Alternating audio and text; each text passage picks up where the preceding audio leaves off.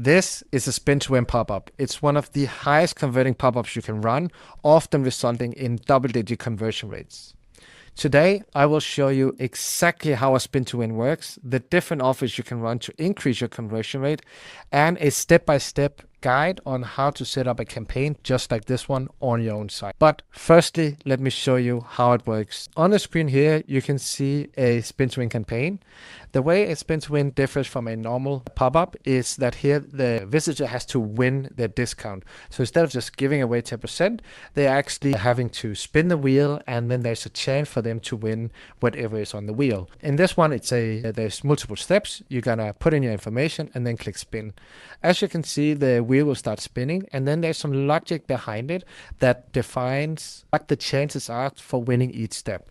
In this case, I won 10%, so it said winner, enjoy your 10% off, and then it gave me a 10% off discount code. Each of these, both the headline, the body, and the discount code, is dynamic values that would change depending on what I win in the spin to win. So that is what your visitors will see. Now let's talk about what you can actually offer on the wheel to make it a little more fun and interesting. First of all, what you see right here is what I call win a deal. So instead of just giving different discount codes depending on what they land on, here you're offering the same discount code, but then they can land on a category. In this case, it could be accessories, jeans, shoes, and then they get 20% off on that specific category. This is an amazing way if you want to increase the sale of a specific category on your store. The next one we have here is a seasonal campaign.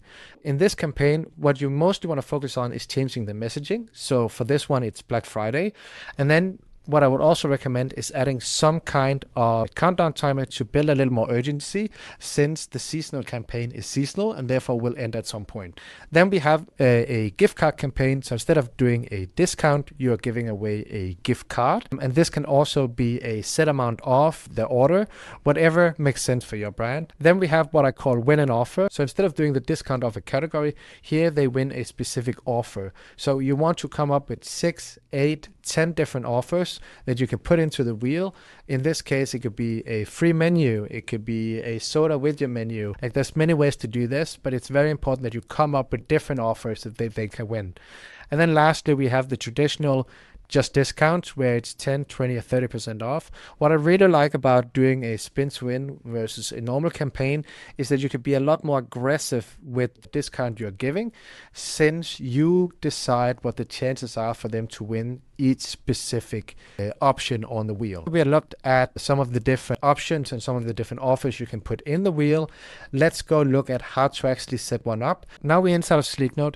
What you can see here is over in the template filters, you want to scroll down and find the spin to win template. When you have selected that, you can see here that you can now see all the different spin to win templates we have. In this case, I'm going to select the spin to win red template. I'm going to click continue, and then I'm going to choose my position. For this one, I'm going to choose the bottom left slide in. When you have the campaign here, there's a couple of things you need to have in mind when you're building your spin to win campaign. The first thing you need to have in mind is what offers or what incentives do you want to put into your spin to win. The second thing you want to have in mind is the different discount codes or coupon codes you're going to use for them to get that. And then lastly, you want to think about what information do you want to collect. So when you have a spin to win campaign, the main element you want to edit is the spin to win element. The way you're going to edit the element is you're going to click on it, and then over here you can see the menu come up, and here you have the spin to win settings. We're going to cover that in a second. And then you have a lot of styling options. This could either be you're changing the colors. For example, instead of red, you're going to change it to green. It could also be that the tile colors are going to change. So you can change whatever you want. You can change the fonts of how the text inside of the pop-up should look. And then the main thing you want to change is the spin to win settings. So when you click that button, what you're going to see here is the different options you have to edit. The first one is the chance for the user to win a specific incentive. The next one here is the text they see on the wheel. So for example, free shipping or 10% off. This is what your user will see. Then you have a reward code. This is the reward they will get if they land on, for example, free shipping. Then you have the success step headline and of course the success step description, and I'm going to show you where these are used in a second. One of the very cool things is you have the option to choose how high the chance is for them to win a specific reward. For example, here we have free shipping. If you want them to have a very high chance to win free shipping, you can increase the chance by clicking up or down here, and then lowering the chance for winning the other ones. This way you can decide exactly what the chances are to win each prize, and therefore you can be a lot more aggressive with the discount you give and increase your conversion rate because of that. One thing I would recommend is always put the not today or the chance of them not winning anything at 0%, because it will give a very bad experience. On top of that, you also have the options to decide exactly how many different options you have in the wheel. So for example, you can add more options or you can delete them over here. And when you are happy with both the reward chances, the text to wheel, text, you have set up all the reward codes both inside of Sleeknote and in your backend, you can just click Save Settings. And as you can see here, the spin to win wheel now looks the way we want it. If we click out here, we can now see there's a lot of other elements we can change. We can change the buttons and all this stuff. Here you just want to go in and make sure the campaign matches your brand.